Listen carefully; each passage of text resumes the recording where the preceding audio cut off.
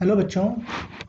तो आज है इन्वायरमेंटल एजुकेशन डिजास्टर मैनेजमेंट का फाइनल पार्ट। ओके, क्योंकि कल इसका एग्ज़ाम है। आज फार्माकोलॉजी का एग्ज़ाम फर्स्ट शिफ्ट का पेपर काफ़ी टफ थोड़ा ट्विस्टेड था, लेकिन सेकंड शिफ्ट और थर्ड शिफ्ट का क्वेश्चन बहुत सिंपल था।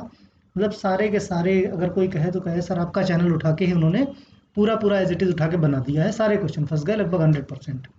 ठीक है, खैर कोई बात नहीं। क्या होता है कि जब 2 महीने की पढ़ाई होती है तो होता है कभी कभी, फिर भी जो है ठीक है, एवरेज रहा। ठीक, मतलब सेकंड और थर्ड शिफ्ट बहुत अच्छा रहा, फर्स्ट शिफ्ट में जो है थोड़ा बहुत इधर उधर का भी आया है। ठीक है, तो अब हम जो है, और एक चीज़ देखा कि लास्ट वीडियो जो भी मैं प्रोवाइड कराता हूँ उसमें से क्वेश्चन बहुत सारे फंस जाते हैं। ठीक, तो बहुत ध्यान से पढ़ो, और जैसा भी पेपर होता है कमेंट करके आप लोग बताते रहिए, मेहनत करके पढ़ते रहिए। ठीक है, और और क्या, और क्वेश्चन देख लेते हैं। ठीक, क्वेश्चन है आज, the Indian government has launched 4 national biogas development project in. India की गवर्नमेंट ने 4 नेशनल बायोगैस के प्रोजेक्ट, डेवलपमेंट प्रोजेक्ट लॉन्च किए थे किस ईयर में। देखो ऐसे क्वेश्चन बहुत पुट हो रहे हैं। ठीक है, तो दूसरा क्या है कि जिस तरह आपका पेपर आ रहा है, बिल्कुल भी देखो ऑटो सबमिट का ऑप्शन होता है। आज जिसका जिसका छूटा है, या बहुत सारे बच्चों का क्या हुआ कि सबमिट नहीं हो रहा है, एक्सपायर्ड दिखा रहा है। मैंने टोल फ्री नंबर दे दिया है, जिसको ना मिला हो कमेंट करो, मैं टोल फ्री नंबर दे दूंगा, उस पर आप बात करो। जिन बच्चों ने बात किया है उन्होंने रिस्पॉन्स यही बताया है कि जिनका अभी सबमिट नहीं हुआ है 24 घंटे के अंदर उनका सबमिट हो जाएगा। इतना टाइम प्रोसेसिंग में ले रहा है क्योंकि सर्वर पे लोड ज़्यादा है, इसलिए आप लोग परेशान बिल्कुल ना हो। ठीक है, तो हम लोग क्वेश्चन पे कॉन्सेंट्रेट करते हैं। तो Indian government has launched 4 national biogas development project in. इन्होंने किया था कब? 1979, 1981, 1978, 1989। तो बच्चों, नेशनल बायोगैस डेवलपमेंट प्रोजेक्ट इन्होंने, गवर्नमेंट ने लॉन्च किया था 1981 में, यानी बी ऑप्शन हमारा सही है। अब देखो, इन्वायरमेंट का सिलेबस स्पेसिफिक कुछ भी नहीं है, कुछ भी पूछ सकते हैं, इतना ध्यान रखना। ठीक, फिर भी मैं मान के चल रहा हूँ कि मैक्सिमम क्वेश्चन मैंने जो वीडियो बनाए हैं, जितने भी मैंने वीडियो बनाए हैं प्लेलिस्ट में आप सर्च कर लो। जो बच्चे पूछते हैं प्लेलिस्ट में नहीं मुझे सर्च हो रहा है, वो सिंपल सा यूट्यूब खोलो, नीचे सब्सक्रिप्शन का ऑप्शन होता है जहाँ पे आपने सब्सक्राइब कर रखा है। जैसे आप सब्सक्रिप्शन दबाओगे तो जो चैनल आपने सब्सक्राइब कर रखा है वहाँ पे आपको मेरी एवी क्लासेस दिखेगा। उस पर आप जैसे क्लिक करोगे, जैसे क्लिक करोगे मेरा चैनल ओपन हो जाएगा। ऊपर वाली रो में ही प्लेलिस्ट है, प्लेलिस्ट जैसे खोलोगे उसमें environmental education and disaster management के एमसीक्यू का बाकी उसमें मिल जाएगा वीडियो, और बाकी का एक वीडियो आपको मिल जाएगा कहाँ पे, जो एग्जाम एक्सप्रेस मैंने चलाया था। ठीक, सारे के सारे वीडियो एक तरफ से चार्ट डालिए, कहीं भी परेशान होने की जरूरत नहीं है, आपका मतलब भर का काम बहुत अच्छे से हो जाएगा। ओके, तो से अगला question, in A grass land ecosystem pyramid of biomass. कैसा होता है भाई? लीनियर होता है, इन्वर्टेड होता है, अपराइट होता है या नन? तो जो ग्रासलैंड इकोसिस्टम का पिरामिड ऑफ बायोमास के बेस पे होता है वो हमेशा अपराइट होता है, यानी ऊपर की तरफ होता है। ठीक है, Indian meteorological department headquarter is situated in. Meteorological department का हेडक्वार्टर, देखो मैक्सिमम अगर हम बात करें तो मैक्सिमम जो आपके हेडक्वार्टर हैं वो कहाँ पे हैं? न्यू दिल्ली में। अगर कभी देखो वैसे कुछ पूछा जाए, अगर आता है आपको हेडक्वार्टर की बात की जाए तो आप जहाँ हो वहाँ पे टिक लगाना, अगर आपको आता नहीं आता है तो अगर तुक्का मारना और नई दिल्ली कहीं दिखे तो न्यू दिल्ली पे आप टिक कर देना। ठीक है, तो ऑप्शन हमारे पास यहाँ पे क्या है? लखनऊ, चेन्नई, हैदराबाद, न्यू दिल्ली। तो जैसा मैंने बताया हेडक्वार्टर मैक्सिमम कहाँ पे है? न्यू दिल्ली में है। Area of environment education include. Environment education में क्या क्या आता है? Formal and non formal education, formal education, non formal education, या नन। तो बच्चों, जो इन्वायरमेंट एजुकेशन की बात करें तो फॉर्मल, इनफॉर्मल, नॉन फॉर्मल सब कुछ इसमें पढ़ाया जाता है, यानी हमारा ऑप्शन ए सही होगा। अब PM Narendra Modi launched clean India campaign on. कब चलाया था भाई मोदी जी ने ये क्लीन इंडिया कैंपेन? 2 अक्टूबर 2015, 2 अक्टूबर 2014, 2 अक्टूबर 2017, 2 अक्टूबर 2016। तो जब मोदी जी आए थे 2014 में, उसके बाद इन्होंने चलाया था क्या? क्लीन इंडिया कैंपेन 2 अक्टूबर 2014, यानी 2014 में। ठीक है, ये डेट वाइज भी पूछ सकता है और ईयर वाइज भी पूछ सकता है, तो कंफ्यूज मत होना। नेक्स्ट है इंडियन सॉयल। इंडिया में कौन कौन सी भाई soil? Black soil, red soil, alluvial soil. तो ये जो तीनों हैं और भी बहुत तरह की हैं, फिलहाल इसमें ये तीनों ऑप्शन है, तो हमारा ऑप्शन क्या है? ऑल। ये सभी सॉयल इंडिया में पाई जाती हैं। ठीक। Cause of threat of biodiversity. Biodiversity के लिए थ्रेट क्या है? रीजन, मेन थ्रेट रीजन क्या है? डिग्रेडेशन, पोल्यूशन, हैबिटेट लॉस या डिस केसेस। तो इसमें जो ऑप्शन है ये सारे के सारे हमारे कोई भी इनमें से रीज़न हो सकता है किसके? थ्रेट कॉज बायोडाइवर्सिटी के।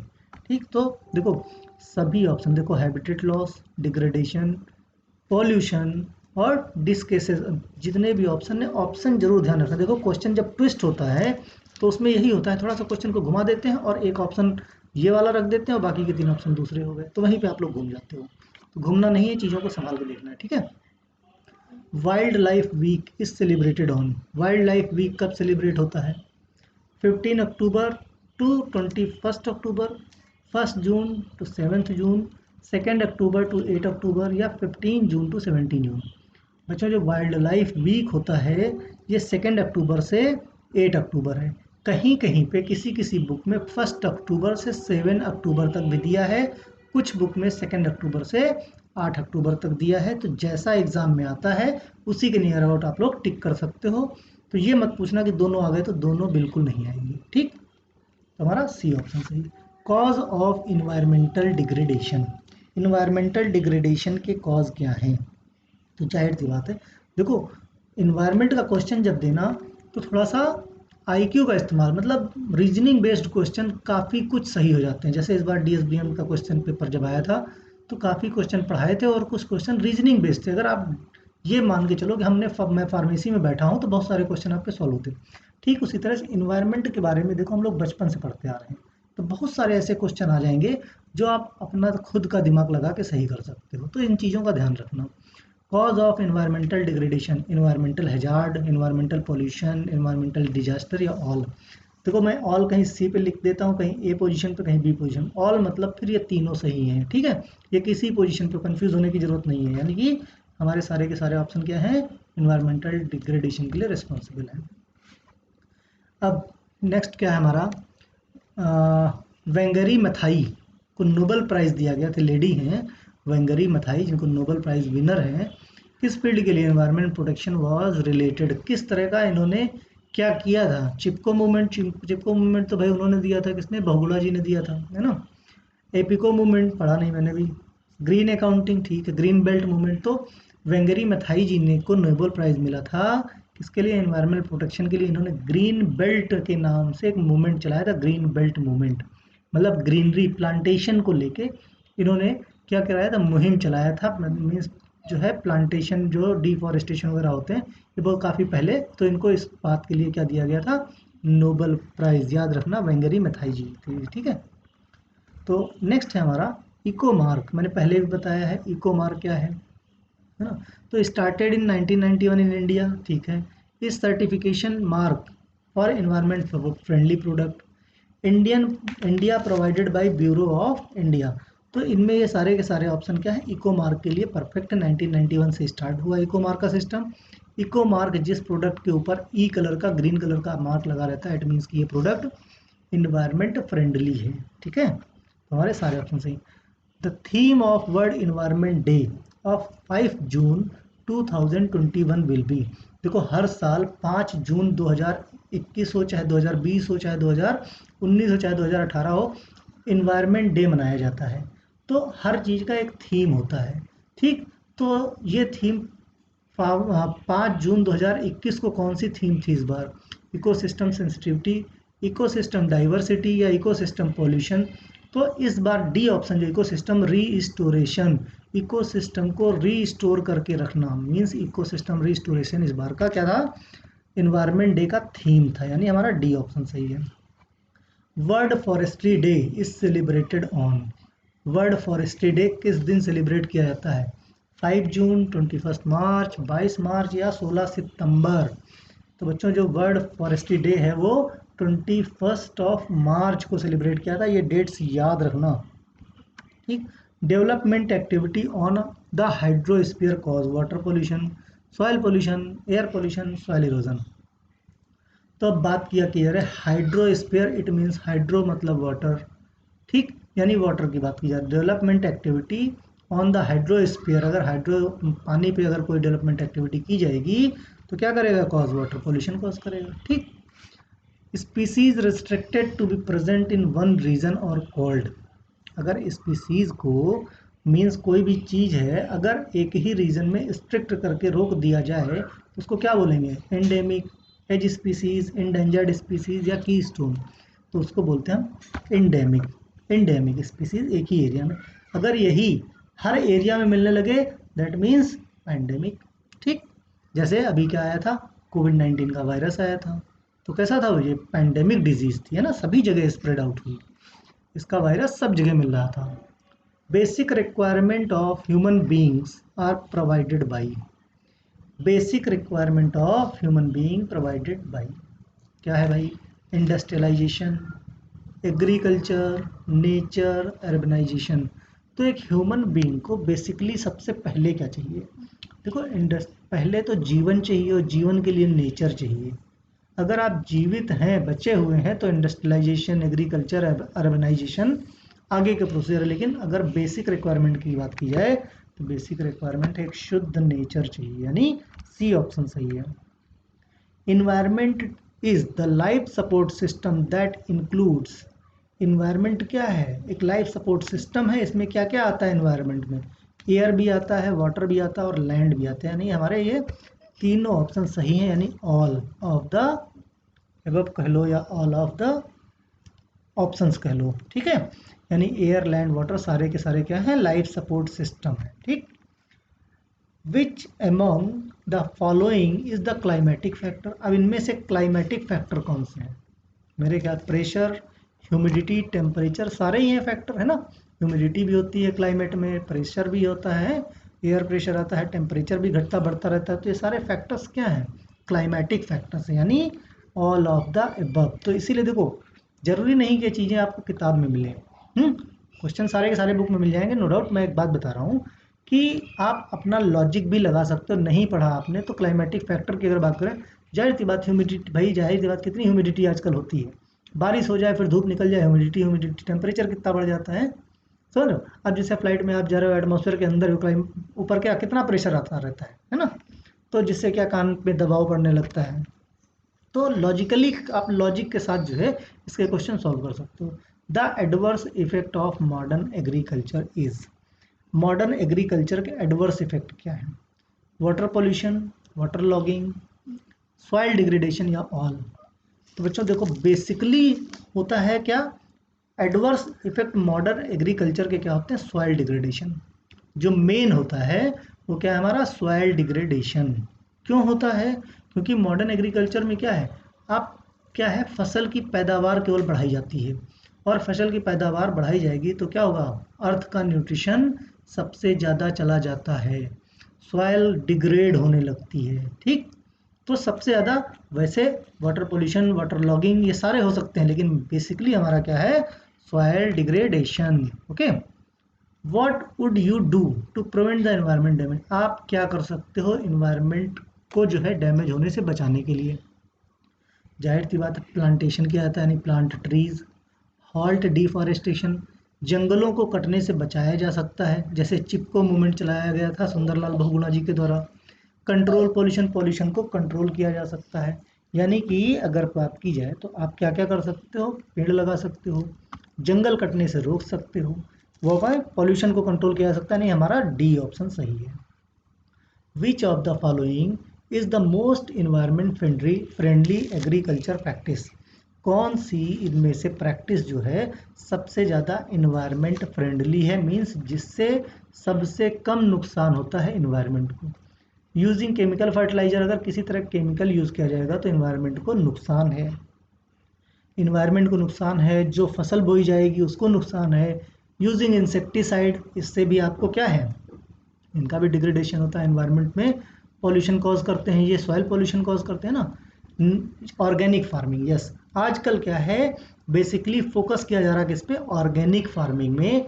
तो तो ये क्या होती है, ऑर्गेनिक फार्मिंग होती है इको फ्रेंडली, तो इससे हमारे इन्वायरमेंट को बहुत कम नुकसान होता है। तो ये इन्वायरमेंट फ्रेंडली एग्रीकल्चर प्रैक्टिस होती है कौन सी, ऑर्गेनिक फार्मिंग, यानी डी ऑप्शन हमारा सही है।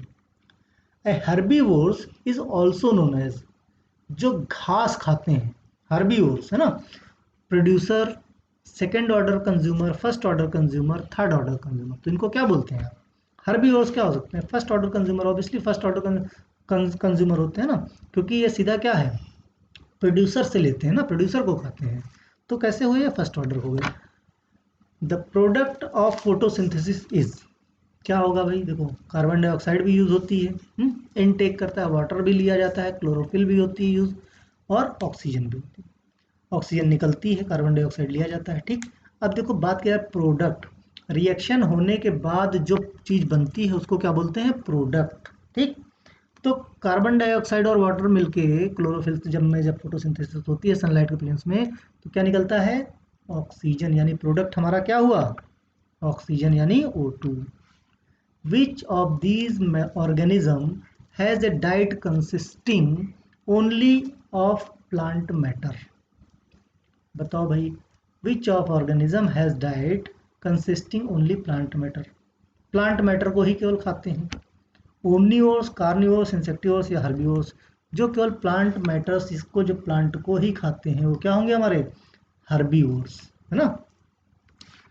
True end of any food chain, किसी भी फूड चेन का असली एंड कहाँ पे होता है, प्रीडेटर्स, कंज्यूमर्स, ह्यूमन, डिकम्पोजर। तो फाइनली भाई कोई भी चीज़ है, पैदा होती है या लगाई जाती है, उसकी ग्रोथ होती है, बढ़ती है, फिर उम्र ढलती है, फिर डेड हो जाती है, और डेड होने के बाद क्या, डिकम्पोज हो जाती है, यानी किसी भी फूड चेन का रियल एंड, अगर ट्रू एंड की बात की जाए तो दैट इज डिकम्पोजर, ओके, यानी डी ऑप्शन सही है। Primary source of energy in a food web is, अब देखो यहाँ पे ऑप्शन नहीं पढ़ोगे, सीधे ग्रीन प्लांट पे टिक कर दोगे, ग्रीन प्लांट, न्यूट्रिएंट्स, इंसेक्ट, सन, लेकिन चारों ऑप्शन पढ़ो। प्राइमरी सोर्स ऑफ किसी भी फूड वेब का जो प्राइमरी है, प्राइमरी जो एनर्जी सोर्स होता है वो क्या होता है, सनलाइट, क्योंकि ग्रीन प्लांट भी कहाँ से अपनी ग्रोथ करे, कहाँ से एनर्जी लेता है, सन से, तो जब प्राइमरी सोर्स की बात करें तो that is sun. Second trophic level in a lake is, zooplankton, phytoplankton, fish या नन, तो बच्चों जाहिर सी बात है सेकेंड ट्रॉपिक लेवल किसका होगा, जू प्लैंकटन का, यानी ए ऑप्शन हमारा सही है।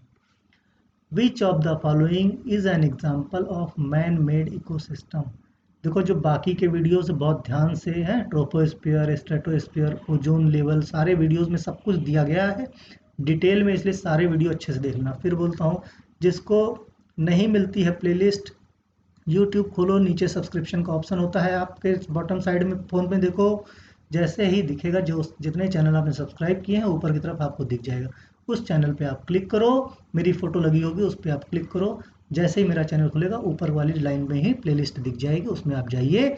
इन्वायरमेंटल एजुकेशन डिजास्टर मैनेजमेंट का MCQ और एक एग्ज़ाम एक्सप्रेस में पढ़ा होगा, ठीक है। ये वाला वीडियो भी आपको किस में मिल जाएगा, इन्वायरमेंटल एजुकेशन के MCQ में मिल जाएगा, ठीक। तो मैन मेड इकोसिस्टम क्या होता है, एक्वेरियम, फॉरेस्ट, हार्बेरियम या टिश्यू कल्चर, तो जाहिर सी बात है मैन मेड इकोसिस्टम क्या, एक्वेरियम जो हम लोग घर पे रखते हैं, दैट इज घर पे रख दो, या बड़ा सा कोई लोग पॉन्ड में बना देते हैं, ठीक है, तो हमारा ये क्या होता है, man made ecosystem. Typical example of man made disaster, अब मैन मेड डिजास्टर की बात कर रही है, तो देखो सारे के सारे मैन मेड डिजास्टर पहले बता दे रहा हूँ। केमिकल एक्सप्लोशन, किसी तरह की कोई केमिकल टेस्टिंग की जाए, या कहीं किसी केमिकल लेबोरेटरी में आग लग जाए, या किसी भी तरह का एक्सप्लोजन हो जाए, तो मैन मेड डिजास्टर है। लीकेज ऑफ टॉक्सिक वेस्ट, जैसे भोपाल गैस ट्रेजिडी बताई थी मैंने, है क्या हुआ था भाई, एक तरह से देखा जाए तो लीकेज हुआ था किसका, टॉक्सिक वेस्ट का, टॉक्सिक मेटल का भी लीकेज हो गया था ना। तो और वॉर, कोई वॉर हो जाए, अगर किसी तरह का कोई युद्ध हो जाए, तो ये भी क्या है, एक तरह का मैन मेड डिजास्टर होता है, ठीक है, यानी हमारा सी ऑप्शन सही, ऑल सही है इनमें सारे के सारे हैं। What are consequences of disaster on society, अब अगर कोई डिजास्टर हो जाता है तो सोसाइटी में कंसिक्वेंसेस क्या हो सकते हैं, लॉस ऑफ लाइफ ख़त्म हो जाएगी, ठीक है, बहुत सारी प्रॉपर्टी का डैमेज होगा, इन्वायरमेंट का डैमेज होगा, यानी सारे के सारे क्या हैं फैक्टर्स, सारे के सारे डिजास्टर में इफेक्ट करते हैं सोसाइटी को, यानी हमारा ऑल है इनमें option all. Which of the following disaster can be triggered by an earthquake, इनमें से कौन सा डिजास्टर है जो क्या करता है, ट्रिगर्ड बाई, जो अर्थक्वेक के थ्रू ट्रिगर होता है, ठीक है, यानी क्या होता है उसको क्या बोल सकते हो आपकी प्रोवोक हो जाता है ना। सुनामी, इंटेंस ग्राउंड शेकिंग, भाई अर्थक्वेक से क्या होता है, ग्राउंड शेकिंग होती है, लैंडस्लाइड होने लगती है, सुनामी आ जाती है, यानी कि क्या होता है, ए ऑप्शन, यानी हाँ ये सारे के सारे ऑप्शन कौन से हैं, ट्रिगर्ड बाई एन अर्थक्वेक, जब भूकंप आता है उसके द्वारा ये ट्रिगर्ड होते हैं, प्रोवोक होते हैं। Mock drill exercise to create awareness among the people are conducted at state level, district level, village level, सारे लेवल। देखो अभी आप लोगों को कराया गया था मॉक टेस्ट, मॉक टेस्ट में आपको क्या है, मॉक टेस्ट एक्सरसाइज से क्या आपको अवेयर किया गया था, जितने स्टूडेंट है सबको अवेयर किया गया था किस तरह से आपको एग्जाम देना है। इसी तरह है मॉक ड्रिल, कोई भी चीज़ होती है उसकी मॉक ड्रिल कराई जाती है, जैसे मिलिट्री वगैरह में युद्ध के पहले उसकी प्रैक्टिस कराई जाती है कि इस तरह आपको लड़ना है। डॉक्टर्स को भाई जैसे आप फार्मासिस्ट हो, आपको क्या है फार्मेसी स्टोर में एक तरह से रखा जाता है कि आप ट्रेनिंग करो, जाके वहाँ पे ट्रेनिंग करो कि कैसे आपको मेडिकल स्टोर फार्मेसी आगे चल के चलानी है, ठीक है, अगर आप मेडिकल स्टोर खोलते हो तो मॉक ड्रिल एक्सरसाइज किसके लिए, एक अवेयरनेस टाइप का प्रोग्राम होता है, ठीक, यानी कि सारे के सारे ऑप्शन क्या हैं, मॉक ड्रिल एक्सरसाइज से अवेयरनेस हर लेवल पे क्या करते हैं, पास ऑन करते हैं। Zika virus is related to, Zika virus की वजह से देखो डेंगू भी होता है, येलो फीवर भी होता है, और इसको जापानीज इंसेफेलाइटिस भी बोलते हैं, यानी ऑल, ठीक। Food can be controlled, flood can be controlled by afforestation, construction of dam, देखो डैम का कंस्ट्रक्शन, बड़े बड़े डैम बना दिए जाएं हैं जिससे फ्लड कम हो सकता है, क्योंकि पानी जो है उधर की तरफ रोका जा सकता है, या प्लांटेशन कर दिया जाए, एफॉरेस्टेशन किया कर दिया जाए, ठीक है, तो इनसे क्या फ्लड को कंट्रोल किया जा सकता है, यानी बी और सी ऑप्शन हमारा सही है। तो 34 क्वेश्चन थे, ओके, थैंक यू, है ना। तो कल के पेपर के लिए सुपर ऑल द बेस्ट।